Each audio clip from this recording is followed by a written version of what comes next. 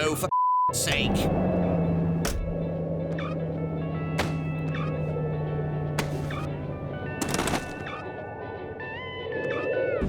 Every day, more and more road users are filming their journeys, which can often end in disaster. Pioneered by motorists in Russia and Eastern Europe, dashboard-mounted cameras are constantly recording our behavior on the roads. From the bizarre, to the ridiculous, the funny, to the downright dangerous. The thousands and thousands of dash cams around the world have captured just about every mishap you can think of. Now we're going to delve into this treasure trove of stupidity on the roads. Put things right by pointing the finger of blame. Replay the action to see what really happened. And of course, there's nothing like seeing other people's mistakes when it comes to helping us become better drivers. And please remember, on all the clips, yes, that's all the clips we show, no one, and that means no one, is seriously hurt. So drive safely. Not everyone is this lucky. Coming up on this episode of Car Crash TV, more hilariously hapless highway use from around the world that, had it happened in Britain, would have resulted in the following serious infringements of the guidelines set out in the Bible of common sense that is the Highway Code. Pretty obvious this one, but okay. Article 90. Make sure that you're fit to drive. This guy definitely isn't. Article 153. On some roads, there are features such as road humps, chicanes, and narrowings, which are intended to slow you down. When you approach these features, reduce your speed. The one about it being prudent to make use of the handbrake before exiting your vehicle. And from How to Drive a Moped, Chapter 1, The Basics. Don't drive straight into cars.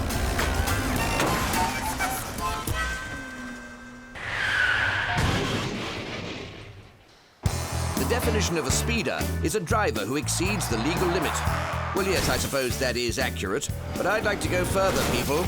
A speeder is an irresponsible idiot who has no place on our highway network. They're dangerous, inconsiderate, and a menace to society, and it's high time we held these individuals to task. So let's do that. Let's expose another group of speeders. The totally pointless half gantry, and then the amber light, an indicator that it might be a good idea to just ease off the accelerator and bring your car to a halt. For most, this would be the sensible course of action. But our man in the grey car is one of those radical innovators. Back to the think tank, my friend, and start again. Well, this is a treat. We've stumbled across the town psychic. She knows the crash is coming before it even happens. She's looking at exactly the right spot. Excuse me, madam. Could you also tell my Nan Edith to stop knocking over all the ornaments in the living room when countdown is on? She's gone to the other side now, and she can't keep playing the conundrum.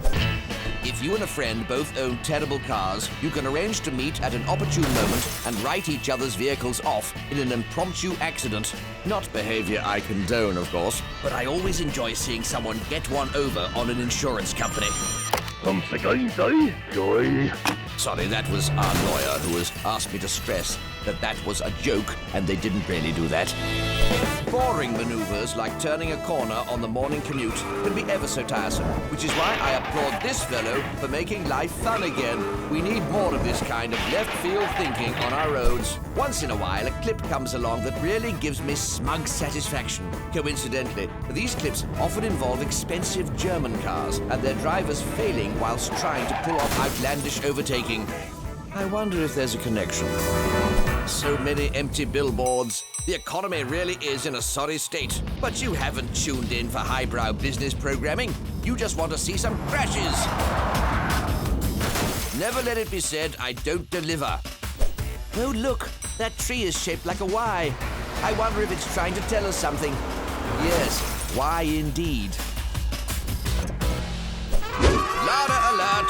And it looks like this one has been chosen as the chariot of choice for this lad's stag do. I'm assuming the evening has kicked off with some spice, as they don't even flinch at the sight of that crazy collision. Next time, lads, get to the dodgy strip club before you get off your... Mysteries, they're all around us. From the big questions like where do we come from and why are we here, to the smaller, more personal ones, like why does my wife have 2 mobile phones? And why were there 17 hotel room charges last month on our credit card account? It's okay. She's reassured me it was a computer error. There are mysteries out on our roads too, so let's get to the bottom of our latest perplexing crash scene investigation. Well, there's an automotive sandwich if ever I saw one. The van and the truck are the bread, and the hatchback, the delicious tuna filling. But who's the chef that rustled up this rather tasty treat for us?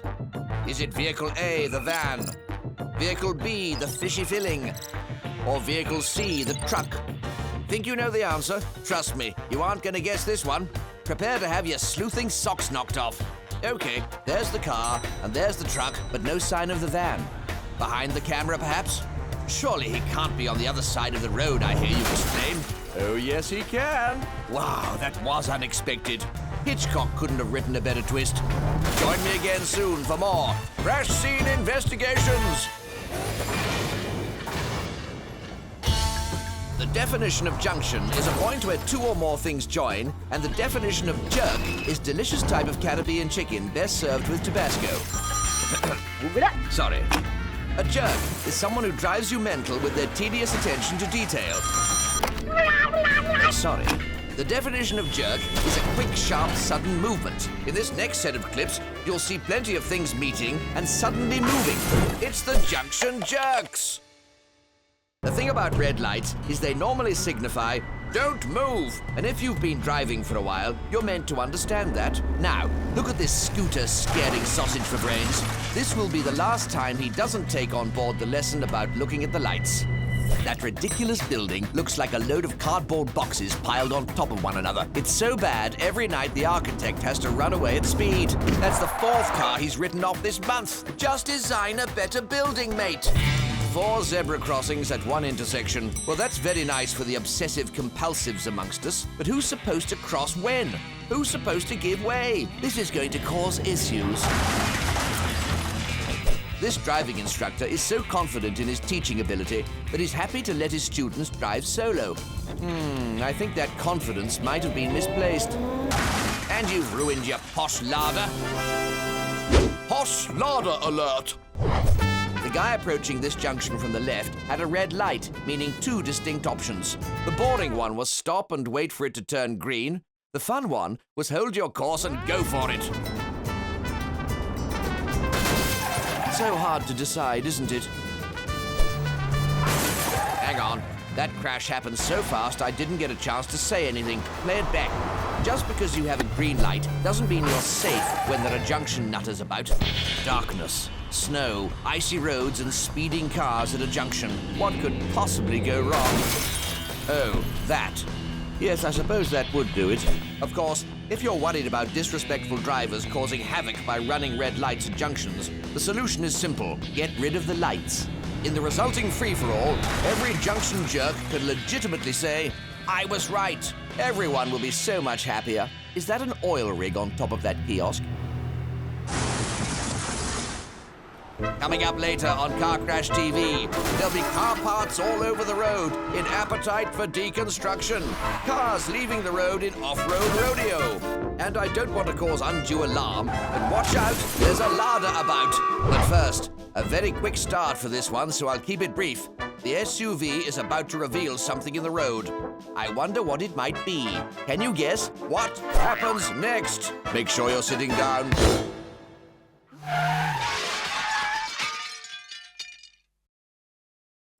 Welcome back to Car Crash TV. So, what was the SUV going to reveal in the road? Yes, it's a human being, having a little sit-down. Or perhaps he's been caught short. Let's rewind and confirm. Actually, I don't want to know.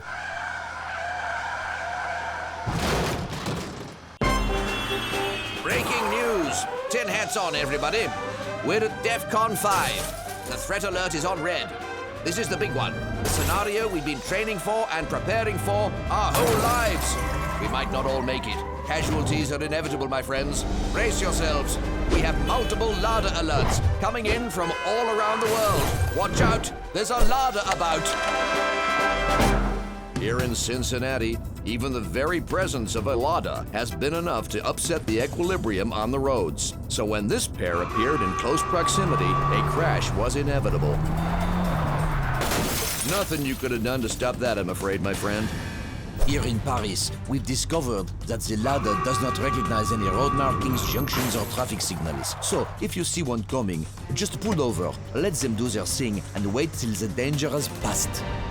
The Ladas that litter the streets of St. Petersburg are notorious attention seekers. This exclusive footage shows one pulling a 180 and sending a fellow driver out of bounds with its antics. Disgraceful behavior. We have reports coming in from Melbourne about the diminutive little gliders taking on larger vehicles. The road belongs to them, make no mistake, and they don't mind making sure other road users know this. We reported earlier that Ladas don't recognize any road markings, junctions, or traffic signals, and this footage from Munich means we can add crossroads to that list.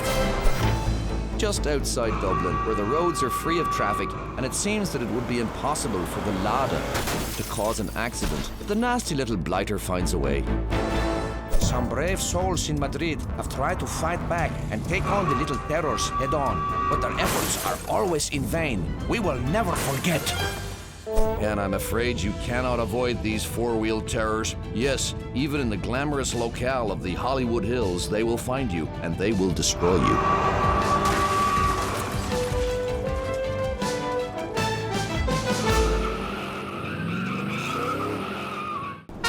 Didn't get the organic brand of avocado. We've totally run out of balsamic vinegar. You've been smoking herbals in the gazebo again. In my household, I get unfairly blamed for many infringements. So when I come to work, I like to turn the tables and take out my aggression on the staff, which is only fair. But since the industrial tribunal, I'm not allowed to even speak to them. So I've turned my angry finger towards the drivers in our clips. Let's play the blame game. Well, we have a tantalizing little face-off to kick us off. These two cars are very much on a head-to-head collision course, but which one of them is to blame? It's clear the car we're on board is on the wrong side of the road, as you can see from the position of the van on the left. However, I'm going to defend this chump as he is bringing his car to a halt, having realised his error. Therefore, there was no need for this idiot to do that. Blame to you, mate. You had ample time to alter your trajectory. A lovely festive scene next. Almost pretty enough for a Christmas card. Alas, someone has to ruin it for us. Yes, I know that car is blocking the road, but it's hardly his fault. You can't have failed to spot him, and you were moving slowly, so there really is no excuse for not using your brakes. Blame! Next time, press that middle pedal to stop your vehicle, rather than using another man's motor. Well, what do we have here? Apart from someone without the rudimental skill set required to focus a dashcam, we'll need to wind back a touch to unravel this one. That lovely green light means our friend in the blue car shouldn't have been trying to creep across the road. Blame to you, sir! And we're ending with a tough one. Ice, snow, and darkness always make it tricky to get to the bottom of the blame box. But I won't let you down, viewers. Our friend thought he had enough time for a U-turn, and in his defense, that black SUV is traveling at quite a lick, considering the inclement conditions. However, the U-turner should have spotted him. I think the right thing to do here is give each of you a little slither of blame cake. Never let it be said, I'm not fair. Join me again soon for more of your blame game. Why do we always have Mexican music on that? It never snows in Mexico. This next set of clips are miniature, reasonably gentle, and amusing to watch. Like seeing a couple of Oompa Loompas having a boxing match. And as we're about to start round one, can someone please grab that bell and give me some tiny dings?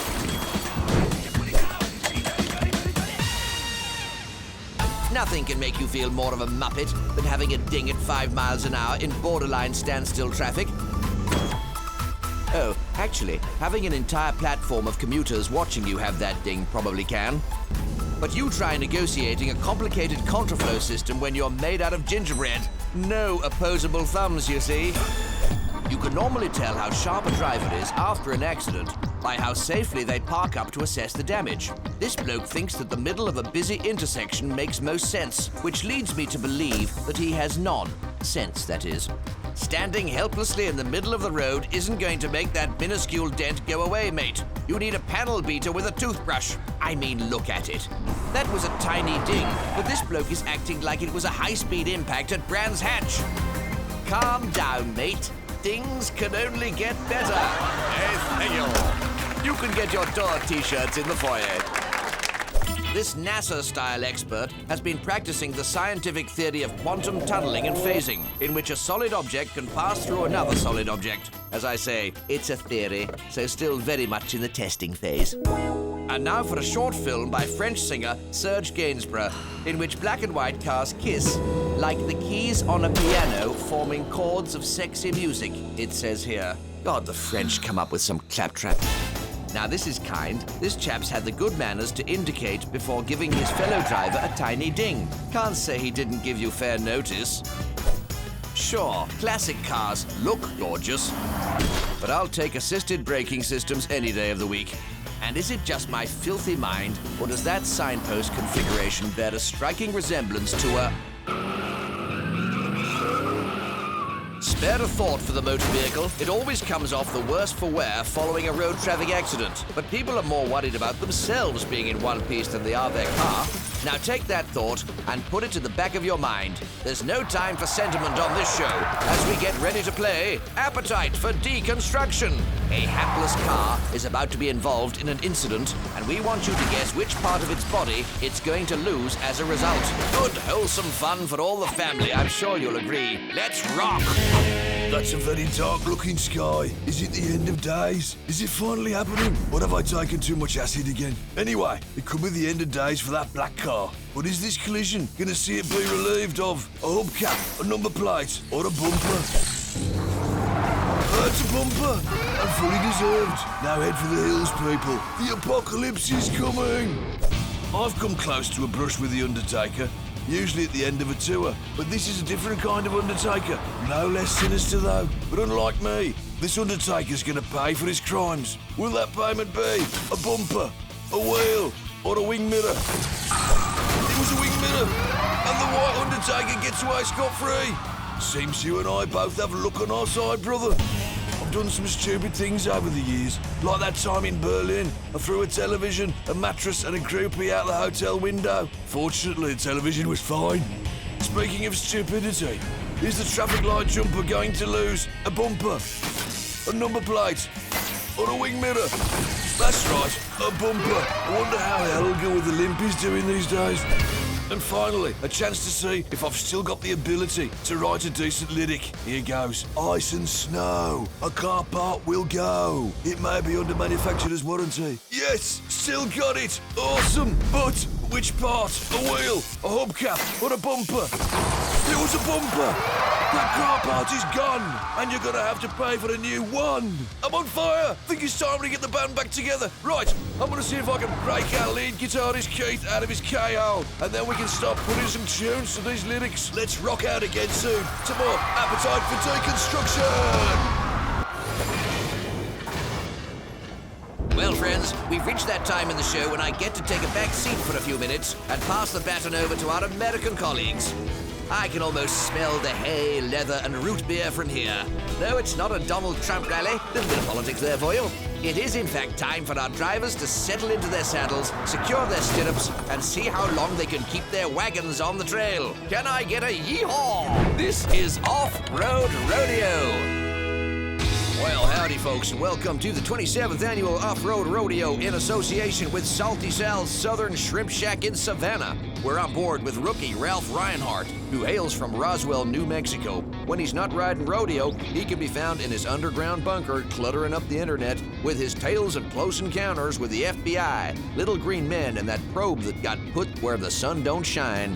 Speaking of close encounters, first contact brings Ralph's run to a halt after an impressive 31 seconds. Back to the bunker for you, young man, and watch out for alien abductions on the way. Up ahead, we have the delectable Dottie Danebridge. This daring dame was crowned Miss Mississippi over 60s earlier this year and is looking to add more trophies to her impressive cabinet. But she's off for just 12 seconds, so it's disappointment for Dame Dottie.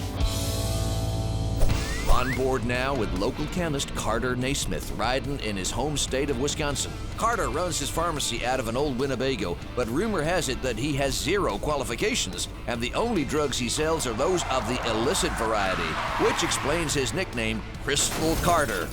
And there he goes, out of here in 18 seconds. Carter, I might have a need for your services, sir. Next up, we're riding with Pastor Paul Poughkeepsie from Poughkeepsie. I was speaking to Pastor Paul before the race, who informed me that this would be his last ever rodeo, and apparently mine too, as the rapture is due to take place at midday today. Paul is hoping to take that trophy up to heaven with him, but no, he's off for 17 seconds, so there will be no offering to our Lord. And as the time is now 12:05, no rapture, double disappointment for our man of the cloth. Arriving on the ride is Brad Buckle. Brad recently shed 30 stone by removing waffles from his diet, so is hoping his new lighter frame will lead to a longer time. But no, he's just seen that sign for Walter's Waffle Wagon and started salivating all over his steering wheel. He's lost his grip of the road, and he's off for just 14 seconds. Fire up that waffle iron, Walt. Brad's a-comin'. We're back in Roswell now for our final competitor, Hank McGraw. He's seen it all, but I don't think anything is going to prepare him for the arrival of aliens. He spotted their craft up ahead, and it spooked the old-timer, sending him off for just 15 seconds. Now bend over, Hank. There's a probe coming your way. Well, folks, that's all for today, and our winner is Roswell rookie Ralph Reinhardt, who gets a trophy and, if he's lucky, proof from Hank McGraw. But the truth really is out there. Yee-haw!